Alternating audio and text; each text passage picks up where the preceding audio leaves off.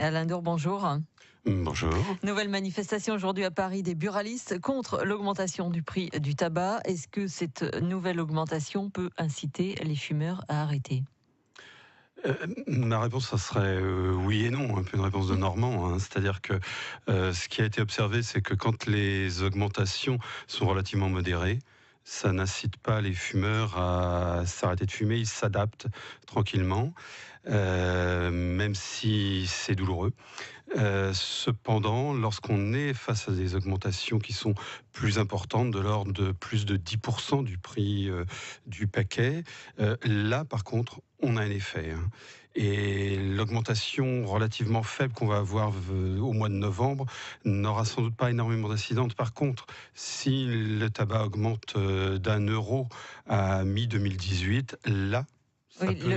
la barre symbolique des 10 €, ça peut avoir un effet ou... Oui, enfin, en même temps, cette barre, elle va pas être atteinte d'emblée. C'est une des augmentations qui sont annoncées sur 2 ans. Donc, cet effet va être quand même progressif. Néanmoins, vis-à-vis d'un paquet à 7 €, passer à 8 €, c'est plus de 10% d'augmentation. Donc déjà, dès 2018, on devrait avoir une incitation financière des fumeurs à s'arrêter. Au-delà du financier, il y a aussi l'aspect des paquets. Les paquets neutres, ils sont en place depuis maintenant à peu près 1 an. Est-ce que ça a eu des conséquences sur l'arrêt du tabac ? Alors pour l'instant, on n'observe pas cet effet.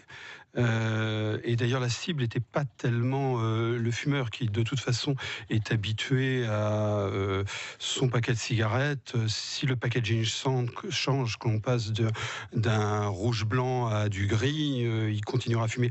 La cible, c'était les jeunes, en fait. D'essayer d'éviter que les jeunes commencent. Est-ce que c'est le cas ou pas finalement en Sarthe ? Quel est le constat ? Non, on ne peut pas du tout se prononcer à l'heure actuelle avec une petite année de recul. Non, c'est pas net encore. France Bleu Maine, il est 7h50. Alain Dour, tabacologue et médecin au Centre de prévention et de santé publique de la Sarthe. Et ce matin, l'invité de France Bleu Maine. Les fumeurs, on les montre souvent du doigt. Est-ce que parallèlement, ils sont assez accompagnés s'ils veulent arrêter de fumer ? Alors, on a en fait progressivement depuis une vingtaine d'années une amélioration de l'aide qu'il peut être proposée aux fumeurs. Ça a été l'apparition, il y a maintenant un bon moment, des substituts nicotiniques qui peuvent constituer une aide, de certains médicaments. Dans le même temps, à la fois, on taxe les fumeurs, mais dans le même temps, il y a tout de même des efforts qui sont faits sur l'aide. Les possibilités de consultation spécialisés ont été augmentés. Le forfait qui est proposé maintenant de 150 € par année civile pour le remboursement des substituts constitue également une aide. Donc tout ne va pas dans le sens uniquement financier taxation. Alors vous êtes tabacologue depuis 96. Quelle est la meilleure solution finalement pour arrêter de fumer aujourd'hui par rapport à tous vos patients que vous avez vus depuis plus de 20 ans ? Il n'y a pas réellement de meilleure solution. Il y a ce que la personne ressent comme étant la façon la plus efficace. C'est-à-dire que la plupart des fumeurs, d'une part, décident de gérer eux-mêmes leur arrêt du tabac. Et c'est une minorité qui a besoin d'une aide, soit au niveau de leur médecin traitant, soit au niveau de consultations spécialisées. Après, la cigarette électronique peut être un moyen d'aider également les fumeurs qui souhaitent s'arrêter. Les substituts nicotiniques sont également une aide intéressante. Le premier bilan justement du mois sans tabac, ça va faire 1 an, quasiment 1 an après. Qu'est-ce qu'il faut améliorer selon vous ? La première année était vraiment une année découverte, tant bien évidemment pour le grand public que pour les professionnels qui ont été embarqués dans cette aventure. Donc là, 2017 va être une année vraiment de lancement plus efficace, avec plus de préparation.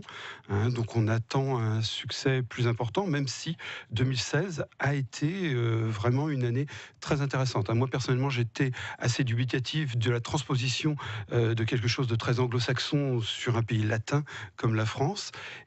Et néanmoins, j'ai trouvé que c'était intéressant. Dans nos consultations, on a vu des gens qui arrivaient en disant voilà, j'ai démarré, mais c'est compliqué, je veux de l'aide. Il y avait une sorte de challenge encore. Oui, tout à fait. Sur 10 patients aujourd'hui qui viennent vous voir, qui vous disent je vais arrêter de fumer, combien réussissent ? Alors là, je vais être un tout petit poil démobilisateur, mais bon, on va dire qu'on est à 30-40% de succès. Alain Dour, tabacologue médecin au Centre de prévention de santé publique de la Sarthe, était notre invité ce matin sur France Bleu Maine. Merci à vous, belle journée. Merci à tous.